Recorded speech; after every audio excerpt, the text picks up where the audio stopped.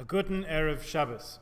In an immoral society, where is the responsibility of the individual to speak out against corruption? How much can we ask of each person to struggle against a wave of injustice? Should a person only be concerned with saving just themselves, or is there any kind of obligation to concern ourselves with warning others, if not setting them on a more moral path? We're in a period in world history where governments around the world are turning inward, protecting their own officials over the interests of the people, putting up barriers among people rather than building much-needed bridges, and pointing humanity in the direction of the kinds of dark valleys we saw early in the 20th century that led to repression and war. And here we are again. We had hoped that things would turn out differently this time. With the fall of the Iron Curtain 30 years ago, we would have lifted ourselves to a higher rung of existence. Freer societies, less fear, more peace, more cooperation. Would that it were so. But the pendulum swings, and again we see mendacity and corruption at every level, in every sphere. It may be of some help, if not comfort, that as we come back to Parshas Noach, the portion of Noah, in our annual cycle of Torah readings, we are reminded once again that all that's necessary for evil to triumph is for good people to do nothing, as Edmund Burke said, or maybe it was J.S. Mill. Noach's conundrum was this. He was chosen for his righteousness, or at least his relative righteousness, it appears, to be the progenitor of a new era in humankind. Owing to humanity's corruption after only 10 generations of existence, God decided to wipe the slate clean and begin again. Noach was given a task to create the conditions to save himself and his family. The Torah tells us at the beginning of this week's Sedra that Noach was righteous in his generation. So are we simply to accept that relative to everyone else in his generation, he was something special? What was it about Noah as Noah that set him apart? Let's look into Darash Moshe, the Pirush of Rabbi Moshe Feinstein, for some insight. You know the name Rabbi Moshe Feinstein as the Posek Hador, the halachic decisor without peer of the last generation, but Rav Moshe also went to Shul on Shabbos and heard the Parsha, just like the rest of us. He also reviewed the portion of the week, and he collected some of his insights and thoughts into a sefer. The verse at the beginning of our portion says that Noach was Ish Tzadik Tamim. He was a man, he was a righteous man, a complete man. Interestingly, Rav Moshe notes that Tzadik is often used interchangeably with the word Zakai, an Aramaic word in the Targumim, the Aramaic translations. In fact, that's the way Onkelos renders it at the beginning of our portion. You'll see, if you look in your art scroll Chumash, like any Chumash worth its salt, there should be, in addition to the text, there should be Rashi's translation, explanation verse by verse, and Onkelos, the translation into Aramaic. Onkelos translates tzaddik in our parsha as Zakai. Zakai, Rav Moshe Feinstein reminds us, is the term that the Mishnah uses when someone emerges victorious at a court case. That person is Zakai. They're proven innocent. They're exonerated in Beit Din. Meaning there was a complaint, there was a court case, a hearing, the judge is deliberated, and now the person is proclaimed innocent. Interesting. That's not what we normally think of as a tzaddik. And Rav Moshe contrasts that to a tamim, someone who's complete, tam. Remember, that's one of the sons from the Passover Seder. That person is not just simple like we often translate, but complete, whole, meaning there was never a complaint about that person in the first place. They never were taken to court. They were always living clean from the get-go, not even any warrants out for them, no rap sheet. So tamim seems to suggest still a higher plane of existence, free even from suspicion. Now, if that's so, asks Rav Moshe, why does the Torah call Noach both of these names? Just say tamim, which is better. Don't say tzaddik, which suggests Zakai. He was taken to court, but he got out of it. He had a good lawyer. One possibility that's floated is maybe there were some areas in life in which Noach conducted himself as a tamim, and he was, in fact, above reproach. In other areas, he was a tzaddik, Zakai, In other words, there were challenges, but he overcame them, which is good, but not as good because there were complaints. They were explained away, but still they were there. Moshe concludes that it probably isn't that, or otherwise God would have mentioned some, but not all of his praises. If that's the whole list, God wouldn't have said everything. Moshe comes up with a beautiful explanation that should not only inspire us, but maybe even motivate us. Moshe says that there's a difference in the kind of life led by a private individual, a person answerable to himself, his family, and God, and then there's a leader. For a private individual, what could be better? To say that there are no complaints about him. Great. He kept his nose clean, kept out of trouble, a model citizen, didn't stir the pot, didn't upset the apple cart. Good. But that's not sufficient when we're talking about someone who's in a position of influence, leadership, responsibility, not just for himself or herself, but for the community, however broadly that might be understood. A leader is going to run into conflict. That's the way things go. That's the way people are. There's going to be opposition. There's going to be some pushback, resistance. Look at the trouble Moshe Rabbeinu got himself into. There was no end to the people's complaining, right? And it's just this kind of leadership that makes many righteous people shy away from taking on roles of leadership.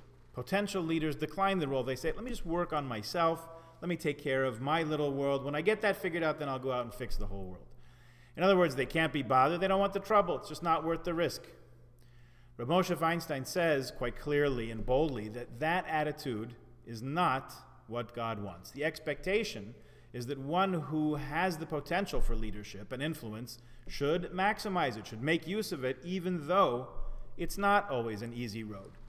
We're not supposed to do things on purpose that open us up to question, but at the same time, he says it's nearly unavoidable that a leader will attract criticism. So who knows what may be lost on that front. But Rav Moshe maintains that God was calling Noach to be a tzaddik even more than a tamim, meaning a person whose flaws may be visible and questioned, but who still acts l'shem shamayim, for the greater good. So even though it seemed that Noach was a tamim in his private life, evidently he gave in to none of the licentiousness, the dehumanizing acts and attitudes of his ages, that in itself was not enough. God saw in him and wanted him to be a leader, even if that opened him up to vulnerability, criticism. Now, the first thing that Noach is called in this phrase is ish. Before tzaddik, before tamim, he's called a man, which sounds even better when you translate into Yiddish. The word in Yiddish is mensch. He was a mensch, a fine, upstanding, decent person. Because a person who doesn't have the fundamentals of decency is not going to get anywhere beyond that. Is he going to be a tamim? Is he going to improve himself, become a great scholar, become renowned for his advice and insight? No, not if he's a boor, not if he's crude, a callous, selfish person who's ill-mannered and doesn't have any respect for others. Perhaps because he doesn't even really respect himself deep down. Who knows? A tamim he certainly isn't going to be. How about Zakkai, a tzaddik? Is he going to be questioned like Moshe was, but emerge exonerated? He will if his acts were l'shem shamayim, but woe to him if they weren't for the sake of heaven, if he was revealed to be self-dealing, feathering his own nest, especially at the expense of others, fiddling while Rome burned, as the expression goes. He can't even become a halfway decent leader because he's not even a mensch when you get right down to it. What God expects of Noach, and arguably of every leader, is that they use their human capital to influence others for the good, even though it may make them personally vulnerable. Just getting into the fray, tossing your hat in the ring itself is risky and costly. But if a man or a woman is a mensch, a decent person, self-knowledgeable, self-reflective, and able to look objectively at themselves, able to accept criticism from others, maybe even learn from it and grow from it, that's the kind of leader we'd like to see. That's the kind of leader God would have liked Noach to be. Question is, did he live up to that promise? Did he fulfill that potential? I'm not 100% convinced. Noach was chosen. He did what was asked of him. He followed the instructions, maybe without the greatest alacrity. He took over 100 years to build the ark. Was he a leader? Did he motivate others? Did he plead on their behalf? We don't hear about it. Now, can you blame him entirely? There was no subway in those days, remember? So he never saw the sign, if you see something, say something, right? Nobody told him, speak up, you'll help other people. He didn't have a model of advocacy and leadership. That was Avram. In next week's Parsha, where would he have learned it from? Where would he have learned a kind of holy chutzpah that makes someone question what they see in front of them, even though they know it's God's ways, but when they seem to negatively affect others? He wouldn't have learned it from Adam. Oh, you see, it was my wife who gave me the apple to eat. Oh, and by the way, God, it was you who gave me the wife. Not my fault. Would he have learned it from Cain? What am I, my brother's keeper? How should I know where he is? Maybe we're asking too much of Noach to have the kind of insight, to be not just a leader, but a pioneer. The first one to say, God, are you sure? Are you sure this is what you want to do? You want to destroy the entire world? Why not give him a chance? Give him 48 hours. Give him 400 years. Some kind of a chance, an opening to do tshuva.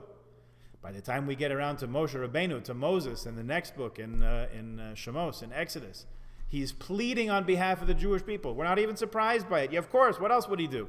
In our mouths, it's commonplace. Please, God, may it be this way and not that way. Yehi ratzon, may it be God's will. That should be this and not the other thing. What did happen, though, is something we've not yet seen in the Torah. When the flood is over and Noach makes a batch of wine and has a few too many, his sons find out that he's exposed and they cover him up. Moreover, they do it without looking at him. They walk backward and they keep their faces turned away from their father so that they won't humiliate him by seeing him in a humiliated state. They themselves won't be debased in the process. This is the beginning of empathy, the beginning of concern for the feelings of another human being. And from that already, we can begin to build a civilization. There are bumps along the way. Technology gets out of hand with the Tower of Babel at the end of this week's Parsha, but at least people are working together. So back to the question we started with. As we face another dark valley in history, can we turn away and avoid the same mistakes of the past? Much depends on all of us, and especially our leaders, who must speak up with knowledge and wisdom and understanding. God promises in this week's Parsha never to destroy humankind again. But there's no promise to stop us from destroying ourselves. We have quite a few weapons in our arsenal, not all of them military, by the way, to destroy everything that those who came before us worked so hard to build. We have to make the tough choices, make the difficult calls, speak up in the face of injustice and inequity and small-mindedness, bigotry and prejudice. Just because we may not be the target at the moment, we know how these stories end. Sooner or later, we wind up in the crosshairs. Let's take inspiration from what Noah did and from what he did not do, and try to be mention first, and then Zakayim, and then maybe even Tamimim. Good Shabbos.